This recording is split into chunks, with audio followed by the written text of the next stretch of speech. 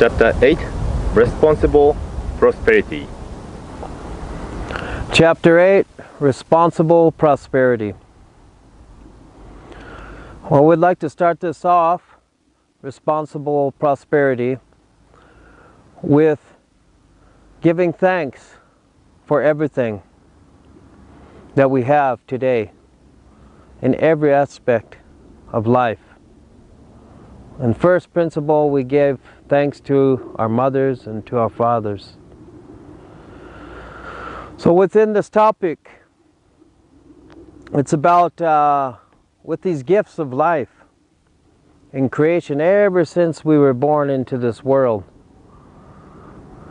You know, even though we were an infant, a young child, and grew into a teen, you know, we were guided by our mothers, our fathers, our grandmothers, our grandfathers, our families.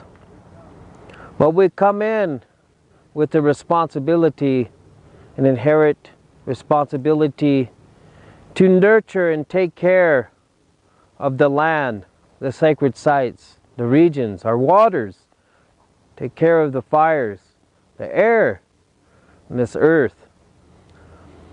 So this Mother Nature and our mothers and our fathers and the heaven, the sun, all this creation gives us life. So we have a responsibility ever since the beginning of creation, being guided by our families and relatives. And then when we grow up and go through these initiations, as the indigenous people would have these initiations at different cycles and times of your life, to go fast, to go pray. Many go into the caves and vision and dream. And then you would get a better understanding of those responsibilities. And so in these responsibilities, it was to take care of then the earth, air, fire, water, the natural world, and take care of our families as we grow. And then through this, you'd be abundant. The natural world, in the harmonic cycle of nature, naturally takes care of you, and you're provided. You begin to build this interrelationship in life ever since you were born here, with those original instructions to go about life, to have this prosperity. And it could come in many different forms, in your arts, in your expression, in your gifts, and your talents. And that might be known, you might know this at 3 years old, or from the time of birth, or maybe elder age, you know, as a young man or young woman. And then those that had that deeper connection with that inner knowledge, the inner wisdom, and with the wisdom of the elders, the wisdom of your grandmother and grandfathers, and all this education that you would brought up with. And in the indigenous world, they would have their languages, which would carry a frequency and vibration and understanding of that relationship to this natural world. And they would teach about the prosperity and the abundance of this natural world inherent for all beings, all creation, material and the animals, minerals, the human being worlds, and the spiritual worlds. And that could be seen through your cycle of life. That it wasn't something that you had to announce or you know, exploit to share with somebody, go out. It would just be seen by the people. It would be seen by all creation around you. And the spiritual worlds would see that. The animals would see that. The elementals would see that, and they would support that. They would help build as you would help them build in this creation world. So we all have that. And it's about reconnecting. How do we define ourselves and reconnect so that we can return back to more of this prosperity and understanding?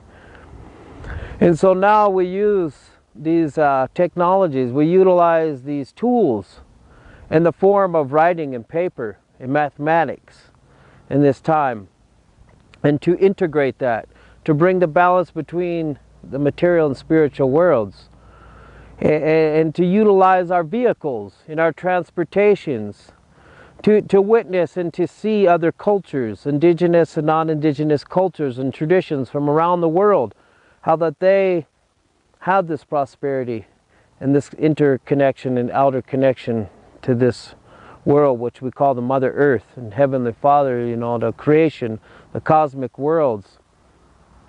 So there's many initiations and attunements that could be brought forth through many cultures of indigenous peoples, and the rootedness that you had to seek spirituality and this prosperity doesn't mean only to go to the spiritual worlds.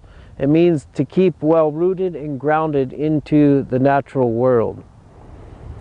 And every fiber, every element would be part of this prosperity and the acknowledgement. So we give thanks. There is offerings made for this and an exchange. And again, when we talked earlier about the trade routes and the inter-sharing, cultural, language, knowledge, wisdom, all of this could be brought about, and all of humanity could have this.